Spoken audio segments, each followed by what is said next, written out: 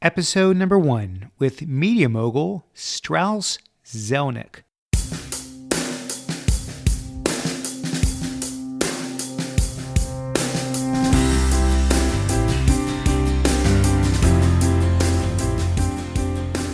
Welcome to The Art of Excellence, a show about people doing extraordinary things in their lives. I'm your host, Glenn Zweig. Thanks for joining me.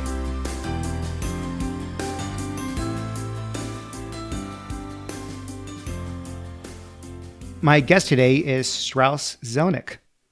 Strauss is the chairman and CEO of Take-Two Interactive, a video game publisher which makes Grand Theft Auto amongst many other hit titles. Take-Two is a public company currently valued at more than $4 billion.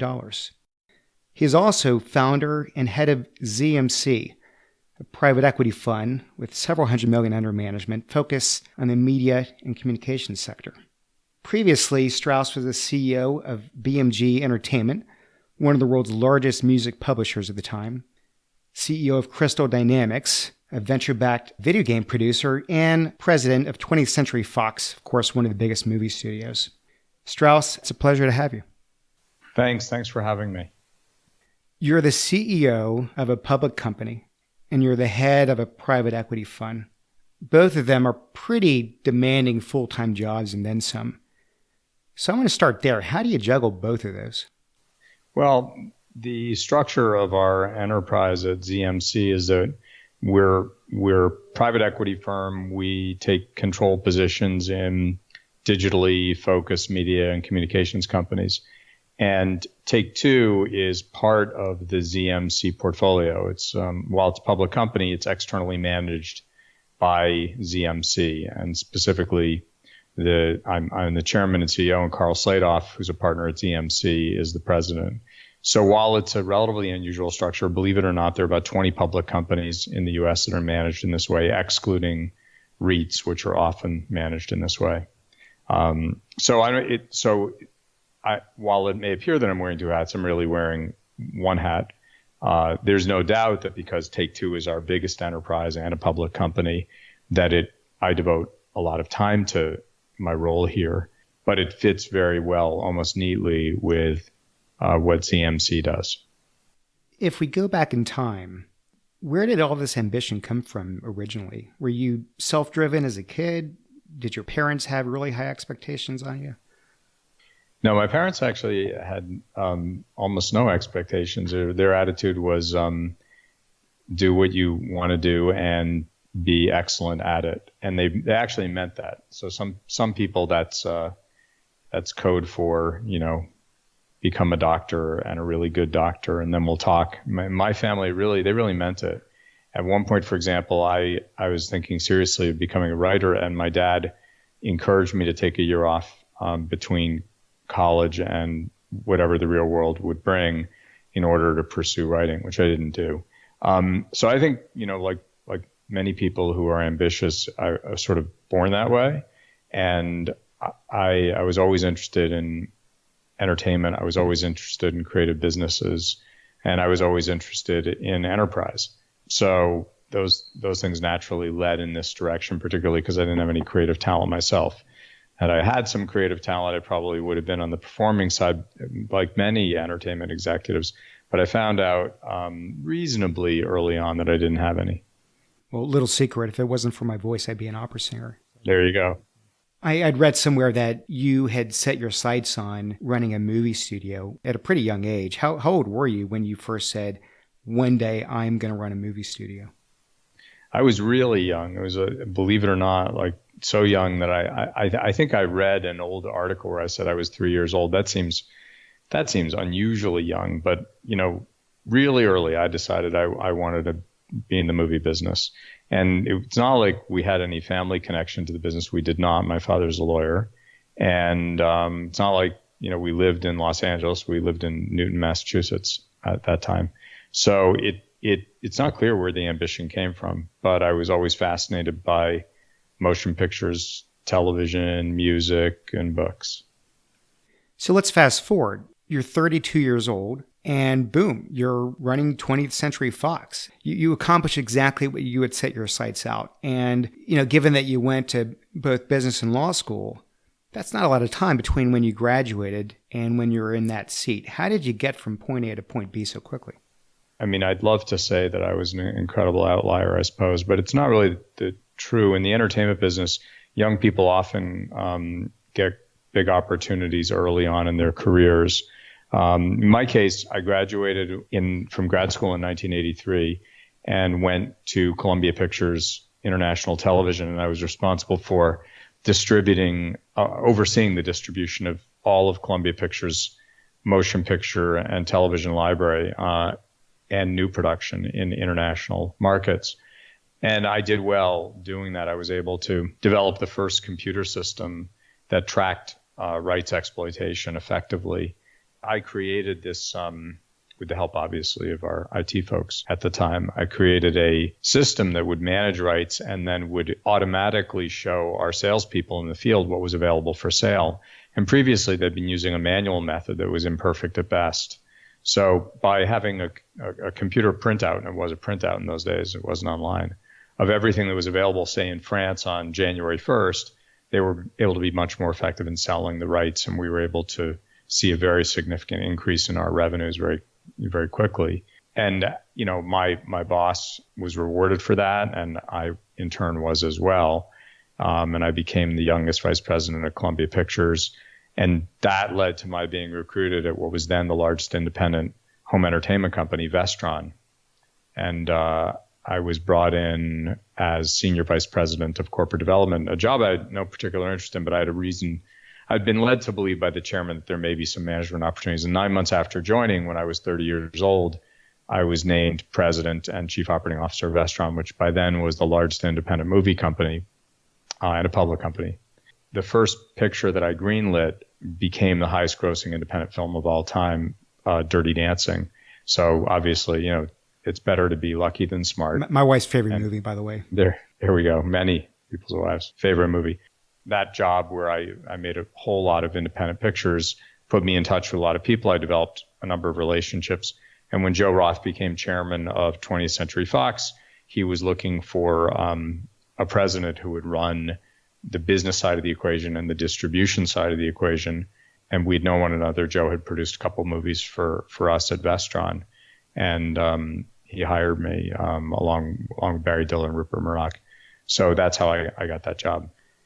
I mean, it sounds all easy and sort of planned out in hindsight, but the reality is you're a smart, driven executive, but there were a lot of smart, driven, hungry, ambitious people coming out of top schools, willing to do whatever it takes, and they don't all become president of a movie studio. Was there anything different that you think you did? Were you more driven than the typical person? Was it a little bit of being in the right place at the right time, or maybe tethering yourself to a mentor that sort of worked his way up and brought you? There had to be something that allowed you to achieve that position and everyone else just sort of working through middle management.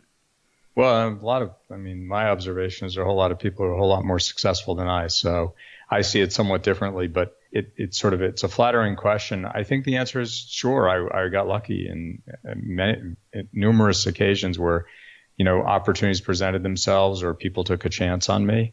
And I, more often than not, I think I did a pretty good job when I was put in that position. I definitely was not more ambitious than many people, certainly not smarter. And you're right, a lot of Harvard Business School graduates 700 people a year, so does Harvard Law School. I think it was a combination of very much knowing what I want. Many people do not. Being willing to take risks that most people with my education don't. I turned down McKinsey and Goldman Sachs to go to Columbia Pictures in sales. Having the word sales in your title coming out of the JD MBA program was really shocking to people. And to me, I knew that if I wanted to run a movie studio, I was much more likely to get there by going to work at Columbia Pictures, even in sales, than I was if I went to Goldman or McKinsey, even though they paid a lot more and they were much more prestigious. So I definitely made choices that were maybe non-obvious and certainly riskier than my peers. There weren't a lot of people coming out of grad school in those days who were really excited about going into the entertainment business. It's a bit more typical today. And so I was somewhat unusual in those days. There was a whole cohort of HBS guys who went into the business around that time who did well. Chase Carey, obviously done phenomenally well. Tom McGrath, and then some folks who didn't stay in the business but who were incredibly talented, like Ron Beck, who went on to build a financial services company. But so I certainly wasn't the only one, and those guys did well too. So on that note of risk, you had somewhat of what I might call a career pivot when you quit the studio and you go up north to join Crystal Dynamics. So you're going from this big behemoth to a highly risky early stage video gaming startup. Strauss, you achieved what you wanted. You're running the studio, your lifelong dream. Here it is. And you quit cold turkey and go up to Crystal. What was behind that move? I'd always wanted to run a movie studio. I didn't expect it to happen as quickly as it did. And so by the time the opportunity to move to Crystal Dynamics came up, I'd been running motion picture companies for almost 7 years. I'd been responsible for over 150 pictures. Been fortunate, I had a lot of hits, and our track record at Fox was great. Equally, I was mindful that the asset class is a pretty tough asset class. And my view is that the career of an individual can only be as good as the enterprise is. In other words, your career can't be better than the quality of the business for which you work. That's not going to happen. And I did want to build something. And I was concerned that if I stayed in the motion picture business, eventually where that would take my career was, to my becoming an independent producer, which is what happens to former studio executives typically. And that wasn't appealing to me at all. So I think while I always knew what I wanted, when I achieved at least, somewhat the goal that I'd set out to achieve, I revised that goal to say, what I think I'd really like to do is run a diversified media company and have equity in it. How do I do that? I think I need to start building my entrepreneurial experience, and I need to expose myself to other asset classes within media and communications and entertainment. And video games were nascent at the time, and I convinced myself that the quality of the business model for video games was going to be like that of the motion picture business in its early days, which was a much better business model. And I wasn't entirely wrong about that. It was about right. In fact, it did turn out to be a huge growth business. Crystal Dynamics was successful, not the most successful video game business. I left after just a couple of years, and ultimately was sold to Eidos successfully. That was my first exposure both to entrepreneurship and to the video game business. And while it seemed not obvious, and certainly was very risky, I took a 95% pay cut to do it. It was exciting, and it was my first taste of being my own boss. And from there to BMG, so from big to small and back to big again. So the couple years you spent there was enough. You didn't want to stay in that world of early stage venture companies. You wanted to go back and run something substantial. It was exciting to have an opportunity to address another asset class. BMG gave me the opportunity to build a video game company, which we did, BMG Interactive, successfully. That company was ultimately sold to Take-Two Interactive, including titles that were initially developed at BMG, which are now part of Take-Two's intellectual property. So I had a great opportunity to do a turnaround, which I like doing, to learn a new business from the vantage point of a CEO, to be a CEO. There's not an economic opportunity because Bertelsmann treated their CEOs like entrepreneurs. And I felt like I'd done the job at Crystal in that we'd already meaningfully developed the business. We generated a lot of revenue. We had developed successful titles, and it was well on its way. I definitely had not gotten it to the finish line, and I didn't turn it into a massive enterprise. So in a way, I turned left at that point. I didn't love being in Silicon Valley. Silicon Valley at that time was maybe still today, it's a great place to be if you were a technology executive, not a great place to be if you were an entertainment executive. And that's really how I saw myself. It just wasn't the DNA of the area. So I liked it. I made some great friends there and great connections, and the deal worked out fine, but I was happy to have an opportunity to run a huge enterprise again. So let's talk about Take-Two. You bought this company in a very distressed time. It's 2007, I believe. Company had just lost, I think, close to $200 million the year prior. Former CEO was fired for fraud. You come in, very, very tumultuous time. And here we are a decade later. You've completely turned the company around. You've created billions of dollars of shareholder value in the process. It's an incredible turnaround. So walk us through that. Give us the highlight reel. What were one or two of the big problems that you saw, and how did you go about correcting them? Well, the company had some great assets. There were a lot of great creative people here. There was great intellectual property, most notably Grand Theft Auto, and the NBA franchise was already here. And they had a worldwide distribution structure. So they were already in business. They had $700 million in net revenue. So they were on their way. And it's a lot easier to turn around and build up a company in a strong sector than it is to start one from scratch. That's been my experience. So we certainly were benefited by what we found here. There were challenges too. The company was under investigation by the New York DA's office, the SEC, and the IRS. The chairman, as you mentioned, had been indicted and fired. The CFO was under investigation.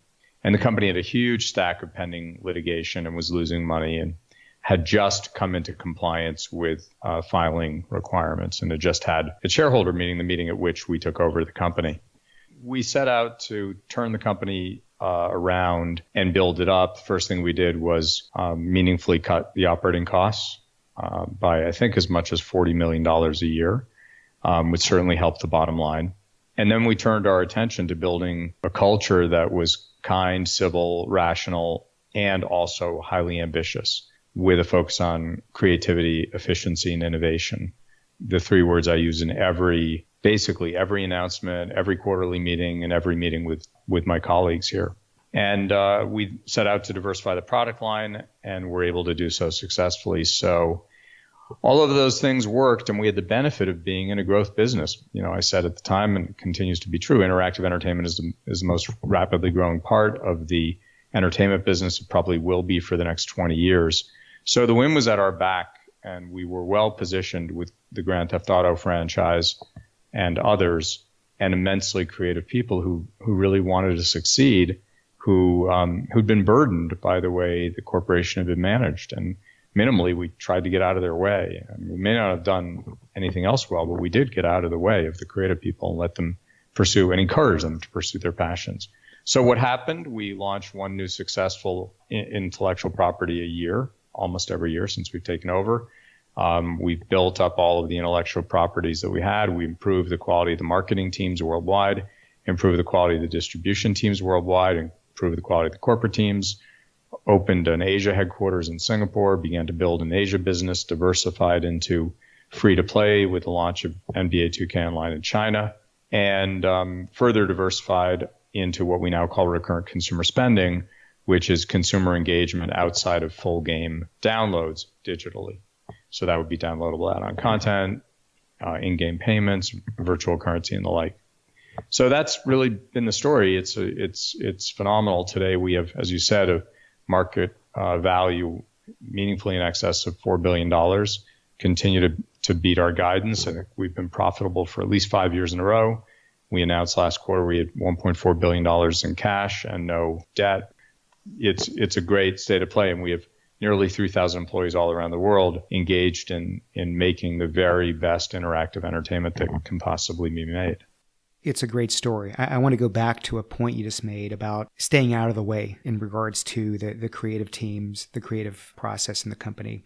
I've been in entertainment myself, and as you know, the entertainment industry has plenty of pretty big egos. And those egos compel CEOs in many of these companies to do the opposite, to get very involved in the creative process, to greenlight projects, to have their say in how these things evolve. And it feels like it takes a certain amount of introspection, of knowing what you're really good at and where to let others take over the reins. But it's easier said than done. Have you always been that way, or is that something that you've developed over time? Look, I've a long list of flaws, but I have a couple good points too. And one of them is I know what I know and I know what I don't know. And my ego doesn't drive me to pretend that I know things I don't. I think I've always felt that the best executives were those who sought out people who are more capable than they and encouraged them to do their jobs with information. I don't believe in raw delegation. I don't believe in using the words just do it. And if you say just do it, you run the risk that it'll get done, but not in the way you want, or not in an ethical way, for example. However, I do believe in delegation with information. and empowering people to pursue their skills and encouraging people to pursue their passions, whether they're in a creative role or a business role. I remember early on in my career, because it did move pretty quickly, someone who worked for me said, "I can't believe you hired that person because he/she, I'm not sure who it was, is so incredibly competent. Aren't you worried they're going to want your job?" I said, "Well, I hope they're going to want my job. I hire ambitious people." And this person said, "Well, what happens if he/she gets your job?" And I said, "Well, I guess they'd get my job if they were better at it than I. And if that's the case, that's probably good for the company. And that's what I'm actually paid to do." And I never, ever found that my career got hurt by doing the right thing for the company, ever. It's not because I was being falsely modest and there's no one better than I. It's not the case. It's that when you're employed to build a business and run a business well, that's the job for which you're getting paid. You're there to be of service. And if there comes a point where you're no longer the right manager, that should be okay. That should be okay with you. And if you're capable, then you'll go on to the next thing. And if maybe you aren't so capable in certain areas, you'll learn from that, either develop that capability or turn your attention to something that you are better at. So, for example, when I left Fox to go to Crystal, Peter Chernin, who was then my boss, and Rupert Murdoch said, "Look, we'll let you out of your contract, but we're not letting you out of your contract till you recruit your replacement," which is an unusual structure, but it was fair. And I knew there was only one person in Hollywood who I felt could do the job as well or better than I did, who was Bill Mechanic, who was happily employed at Disney. And I spent a couple months, because I was really anxious to go do this thing at Crystal, recruiting Bill, who had no interest in leaving initially. And eventually I recruited Bill to become president of Fox, which he was successfully, and ultimately became chairman of the studio. And when I left Fox, and we, in a way, 20th Century Fox was a turnaround. We took it over. It was in last place at the box office, putting out 4 or 5 pictures a year. When I left, it was in first place at the box office and had been for 3 years. So, I was proud of what we had done there on both the production and the distribution side. Bill and Peter, after I left, took a lot of steps to build up the business. They made a bunch of changes. They opened an animation studio. They added Fox Searchlight and other labels. So they made a long list of changes, almost all of which were positive and sensible, and built the company up and moved it forward. And I didn't look at it saying, "Oh, those guys, they didn't listen to me and, look what they screwed up." To the contrary, I was proud of the fact that I'd done the best I could and then left the place in the hands of people who could do even better. It seems to me that's what I'm paid to do. I thought that was a great result, not a bad result. The way you set these forward-looking, ambitious goals when you were young, and then you achieve them, and then you move on to the next mountain and the next one, do you still do that to this day? I guess the question is, what keeps you motivated? You've had all the success in the world. What keeps you going day in, day out? Well, first of all, I don't feel like I've had all the success in the world at all. I feel like, as I said, long list of things I've screwed up, and wish I'd done better, and many things yet left undone. I describe my career right now as, that line, "What do you call 100 lawyers in a fiery pit?" A good start. I think my career right now it's been a good start. I think we have a great opportunity at ZMC and at Take-Two. ZMC is incredibly well positioned in the media and communication space. They're wonderful investment opportunities. We have plenty of capital under management to pursue those opportunities, and great investors who want us to do so. And Take-Two continues to operate in this incredibly exciting space, interactive entertainment, and is now the number 3 company in the space, which means we're not number 1 or 2. It strikes me as an interesting opportunity. I don't have an unlimited personal desire for wealth. That doesn't really motivate me. Incremental dough doesn't make you incrementally happy once you have a roof over your head and you can clothe and feed and educate your family. So it's not that. And it isn't really ego gratification, because I try to keep a relatively low profile. And it's certainly the motivation is certainly not power. Someone said to me, "What's it like to have all that power?" I was like, "Are you kidding?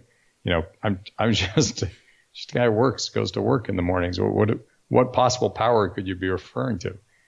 And then, people scratch their heads and think about it, and they're like, "Well, technically you could fire someone or spend some money." And yes, the answer is, as soon as you do something egotistical, crazy, irrational, or senseless to exercise your fragile ego in the form of power, that's the moment coincident with your career going south.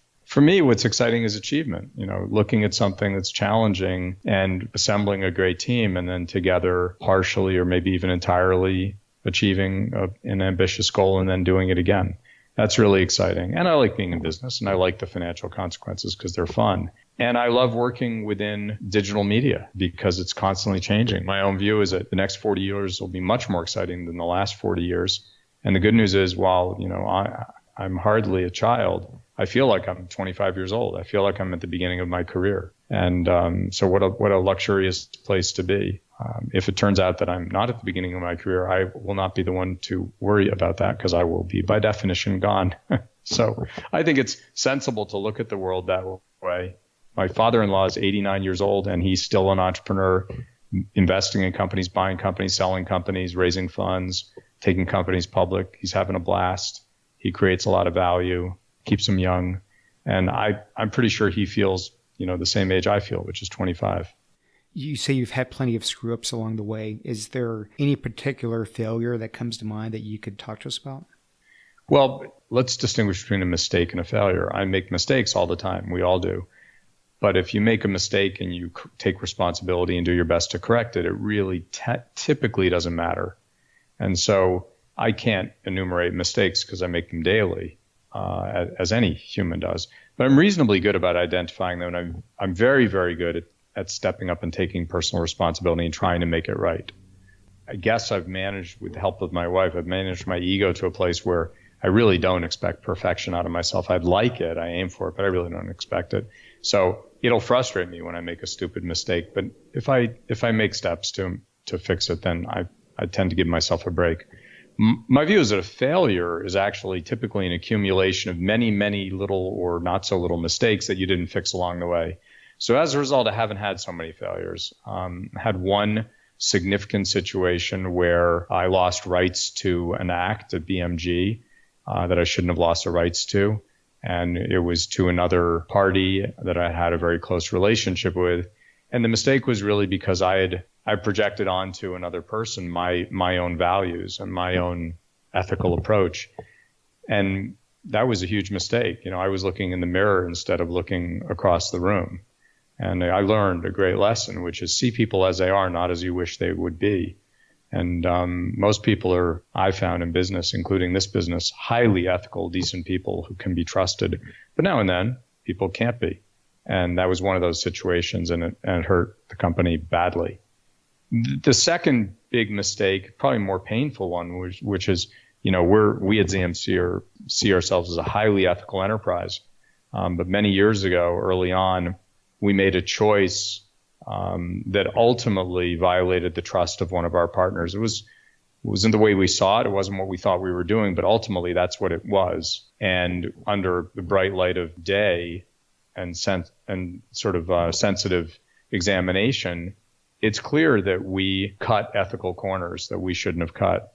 And that was very painful because I had to acknowledge that. I had to acknowledge in the culture that we had established, which is one of highly ethical behavior. I had to take responsibility and I had to try to make it right. I did all of that, but it was still a very painful experience. But one I learned from, because the truth is we had that experience early on when, there were single digit millions of dollars at stake. And by the way, the lapse cost us a couple $1 million to solve at a time when we didn't really have that. But today our business is big enough that if we had that kind of a lapse now, it could cost us billions of dollars and hurt many employees and investors. We learned a really, really good lesson. And what we say now is, never mind crossing the line. If we can see the line, we're too close to it. Makes sense. I want to switch gears for a minute.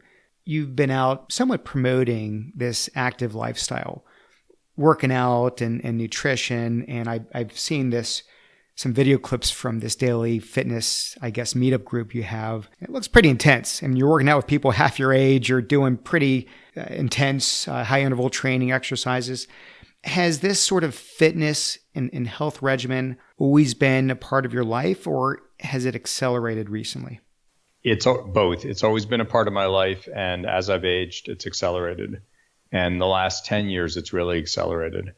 With the creation of this morning fitness group, which is called The Program that you alluded to. And it's my hobby. Fitness is my hobby. I love it. So it's challenging, which is great. It definitely keeps you healthy. I almost never get sick. It makes you feel good. It all helps you look as good as you can look, which is a benefit in life and in business, and keeps my spirits positive. So I'm a big believer in it. It's not for everyone, but it seems to work for me and for my friends. So you feel there's positive spillover effects into your business life and into your personal life? Unquestionably. I mean, take a look at ZMC. Culture is set at the top, for better, for worse. It's an incredibly active firm. The professionals at the firm are never, ever sick. So while I don't do it to increase productivity, it has the effect of increasing productivity. But when people, take good care of themselves, they feel good about themselves. When they feel good about themselves, they do a better job at work. They present a great outlook to the outside world, and it's an attractive outlook. We're bright and shiny and freshly showered and smiling when we show up at meetings. I think it's encouraging to other people. I think, it's part of leadership to convey energy and excitement, and that anything is possible. And I do have the view that anything is possible, and I demand that of myself, and I fall short regularly in my morning workouts, because I train with virtually everyone I train with is a former varsity athlete who's less than half of my age, and some professional athletes, current professional athletes. So you can imagine that it is an interesting challenge for me to measure up. And, I hold my own. I'm somewhere in the 50th to 70th percentile in terms of capability, which is not so terrible. I'm proud of that. It looked very impressive. So beyond fitness, any other daily habits you do to stay sharp, focus, control stress? Do you meditate? Do you do yoga? Do you walk? Or is really fitness and work everything? Fitness is a big part of it. I also have a spiritual practice that really matters to me. I'm not really focused on organized religion, but I do have a deep spiritual life. I think some form of spirituality or meditation is really important. I do yoga. I don't drink alcohol. I'm not opposed to it for others, but I don't do it. So, I try to get to bed early. I'm happily married. I have a lot of really nice friends. I'd say the other practice I have that I made a decision about a long time ago, I was still at BMG, was no more toxic people in my life. And if you need a definition of what a toxic person is that friend who you have lunch with now and then, and when you leave lunch, you feel just slightly worse about yourself than before lunch. And I realized I'm just not going to have people like that in my life. Not in a nasty way, not in a pleasant way. It just wasn't positive. One of the great benefits of having your own company is I can choose how I devote my time. And I really do move our company and our people away from toxicity. That's an enormous part of my approach to life and how I can operate in what people perceive to be a competitive field. My experience of what we do is that it's gentle and sweet most of the time. We deal with really nice people trying to do really good work. And sure, we have unpleasant discussions now and then in some conflict. I mean, if you're going to avoid conflict, then you're going to make some terrible decisions in business. But the pitch and the tone is a kind and gentle pitch and tone that makes life enjoyable for me. And that's a choice. Dealing with toxic people or engaging in toxic behavior, it's a choice. Just go to Starbucks, stand in line, look around, see how people are behaving. Some people have a smile on their face and they interact a little bit with the people behind the counter and treat them, as though they are also humans on the face of the earth who deserve respect. And then other people don't look up from their phones and say, I'll have X. I'm always astonished when people are in a service environment and say, I'll have. Whoever taught you to say that? How about, how are you? May I please have? Thank you very much. And so you can witness in life, and we do, and we do in public life as well. We see numerous beautiful examples of lovely, gentle, kind behavior. And then sadly, we see examples of exceedingly unpleasant behavior. And I found I have the luxury of choice. Not everyone does. If I had to earn a living working at a toxic enterprise, I didn't seem to have any other choices. Hey, you know what? You got to feed your family. We all have to work. Sometimes you have to make hard choices. I'm aware that I have the luxury of choice. But what I observe is lots of people have that same luxury of choice, and they don't choose this path. And those are the people who say to me, I don't know how you live in New York City. It seems so stressful. It's like, stressful. There's a snowstorm today. It's pretty hard to get around in any way except the subway. So I've been running around in the subway today. I'm not remotely stressed. It seems like a bunch of nice people just trying to go about their business. We're fortunate that we have an incredible subway system. Knowing everything you know today, successes, failures, business life, personal life, if you could jump in a time machine, go back 30 years and give the 20-something Strauss Zelnick some advice, what do you think you'd say? Well, I think it wouldn't be any different than the advice I give, young people today. I do a lot of coaching and mentoring, and I have a lot of young friends. I wouldn't have needed the advice about try really hard to pursue something that you love, because I did. And I wouldn't have needed the advice of, if you can figure out what you want life to look like in 20, 30, or 40 years, you enhance the odds of getting it. Because I did those two things, and in fact, that latter advice is crucial advice for a lot of people. If you don't know what you want, you don't know where you're going, how do you get there? And especially if you're educated and talented, you're going to have loads of opportunities and choices. If you don't know what the goal is, you're going to take the next shiny object. That's what you're going to pick up.